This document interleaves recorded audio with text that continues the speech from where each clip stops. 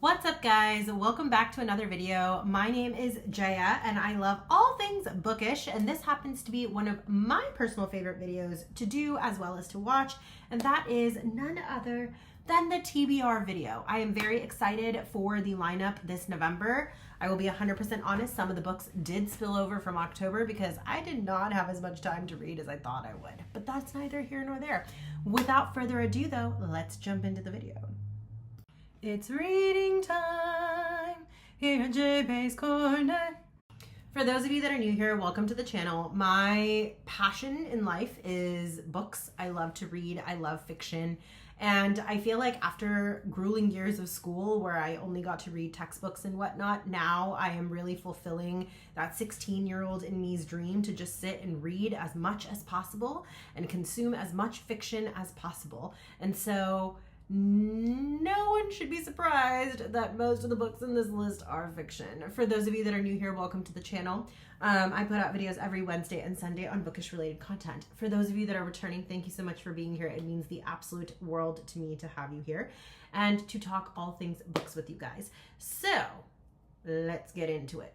The first book that I have on my TBR for November is the fifth book in the Pumpkin Spice Cafe series. This is written by a woman named Laurie Gilmore, and it's basically set in this small town vibe where we have a lot of quirky cast characters and some cute little shops that basically are just fun and enjoyable, and some kind of romance happening in the mix-up.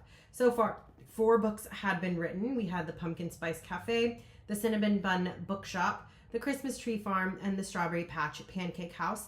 I absolutely loved the Strawberry Patch Pancake House. I didn't love it as much when I first read it, but thinking back, I actually really liked those 2 characters, and the Pumpkin Spice Cafe was also excellent. But if I'm being honest, this is the book I've been waiting for. Now, she is continuing to write more books within this series. I don't know if I'm going to get the Daisy Chain Shop. This might be the last stop for me, but I have been waiting for these 2 characters to get their own arc. They are following the story of Annie Andrews, who was introduced in the very first book as one of the close friends of the female lead character in the Pumpkin Spice Cafe, and her love interest, Mack Sullivan, who is her frenemy, but everybody knows they have a thing for each other. And we're finally coming to head on that storyline. So the back says, a small town, spicy, festive romance. As owner of her beloved Gingerbread bakery, Annie Andrews should have a love life to match her business, sugary and sweet. But instead, she's locked in a battle of wills with the irritatingly upbeat bar owner down the street. Mack Sullivan has everything he wants except the girl he dreams of. It's easier to argue with Annie than get her to talk to him, but with Jeannie and Logan's wedding coming up, they're about to spend a lot more time together. As the snowflakes fall and with romance in the air, will Annie see that the one she loves to hate might just be her perfect match after all? I'm so excited for this story. It sounds adorable. I love the fact that it's set in the fall winter time with snowflakes around and wedding planning and all these other things. And I'm just so excited to get into this book. There's also a lot of series that we'll be talking about in this video because a lot of series books are finally releasing the final book within the series. And so I might actually have an entire video dedicated to completing series this season. Let's find out. But Breathe With Me finally came out by Becka Mack. This is the 5th and final book within this series, which is the Playing for Keeps series. It's a hockey romance series. I'm usually not big on hockey romance, but I actually really enjoyed these books. All 4 of them, to be honest, really spoke to me. And this is the book that talks about the couple that sparked the romances for everybody else, that was the support for everybody else. And we're finally going to get their story, and I'm just so excited for this book. So we're finally hearing about Kara and Emmett. So in this book, we are finding out that Kara Hunter is a self-made woman, driven and fearless. She's never lost a battle. In fact, the only time she's fallen to her knees was, well, for him. Emmett Brody might be one of hockey's hottest players, but the moment he sees Kara, he's reduced to a single word, hers. And he'll stop at nothing to change her last name. With a love as all-encompassing and fierce as theirs, Kara and Emmett become the ultimate power couple and the backbone of their family. But when they decide it's time to have a baby, the couple discovers their journey to conceive will be anything but easy. As the pair face off with infertility, a battle that strips them to their bones, they'll see just how unshakable their foundation really is. Kara and Emmett thought they could survive anything together, but how do you survive when you're barely breathing? I haven't even read the book, and my heart is breaking for this couple. I'm getting super emotional just thinking about this book. So excited to read this book, and I'm so excited to finish the series off with a banger. And yeah, just really excited for this book. That's all I have to say. That's all I have to say. I will eventually do a series review in completion, or at least do a final book in the series review or something in more detail when I get to this book, but I am so excited to read this book.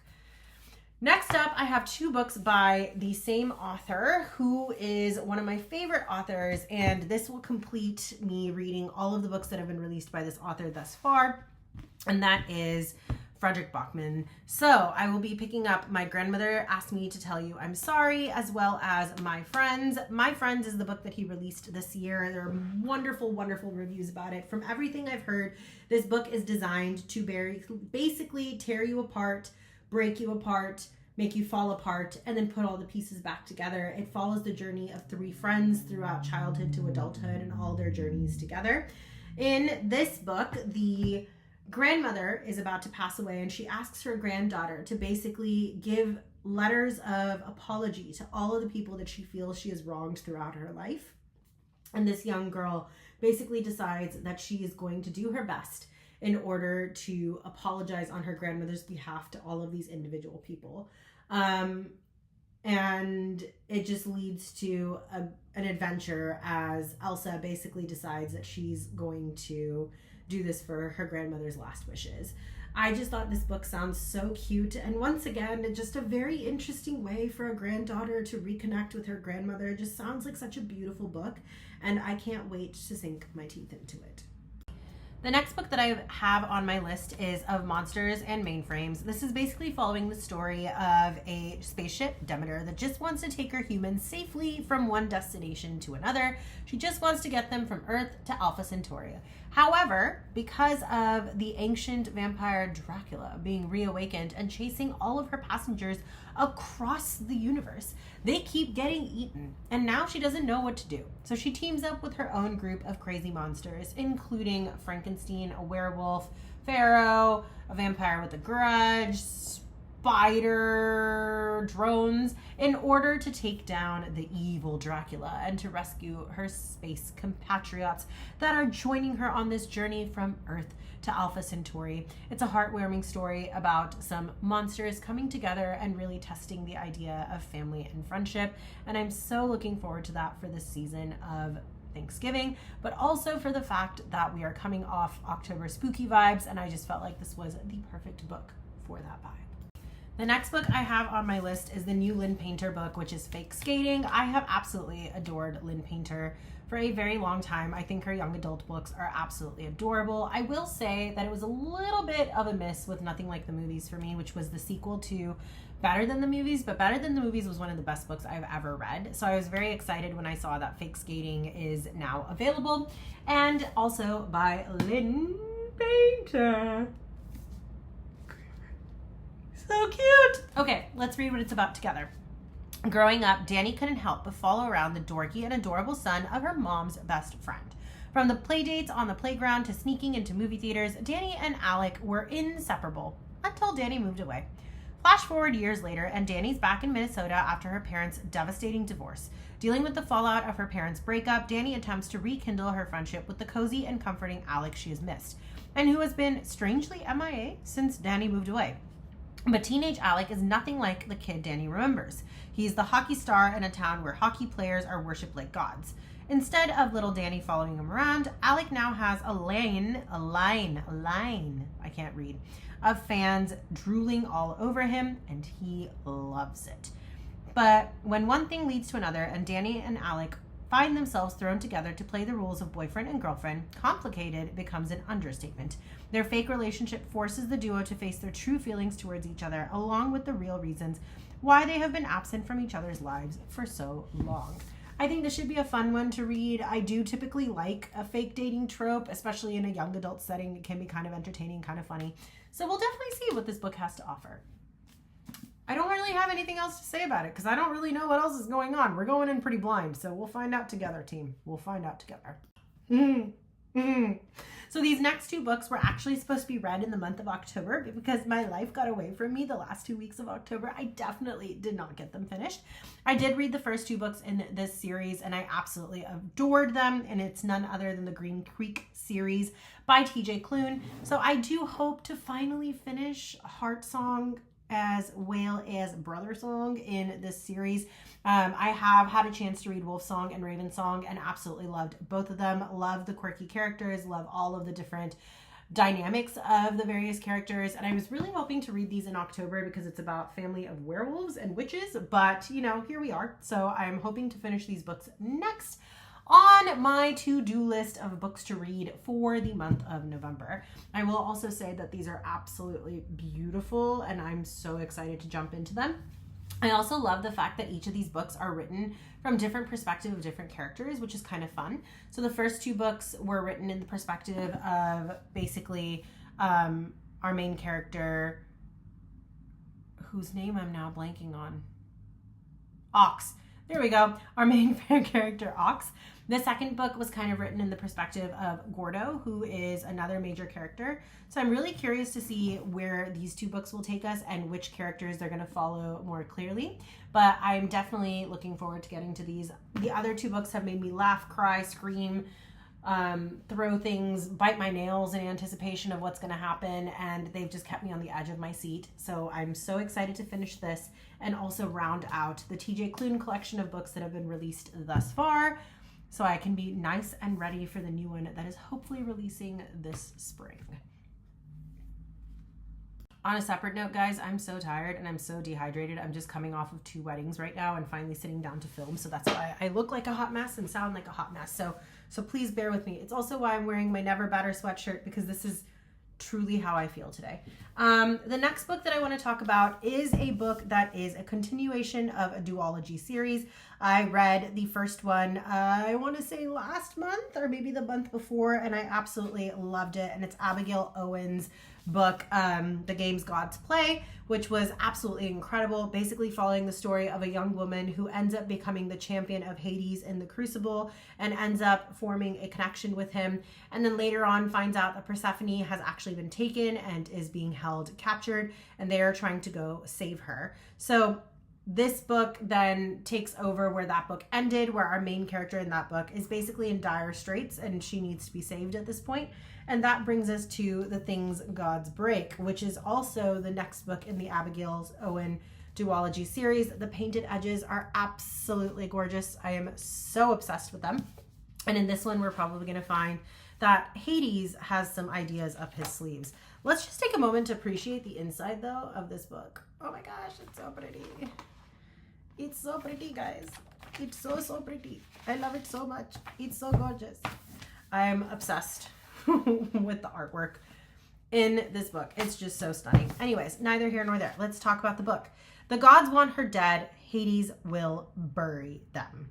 You'd think I have learned by now. Don't mouth off to deities, don't fall for the king of the underworld, and definitely don't get dragged into a divine death match where I'm the cursed mortal prize. But here I am, trapped in Tartarus, humanity's worst pit stop, squaring off against monsters who make the gods look merciful. Titans twisted by centuries of rage and ruin are sealed behind 7 ancient locks. And guess what?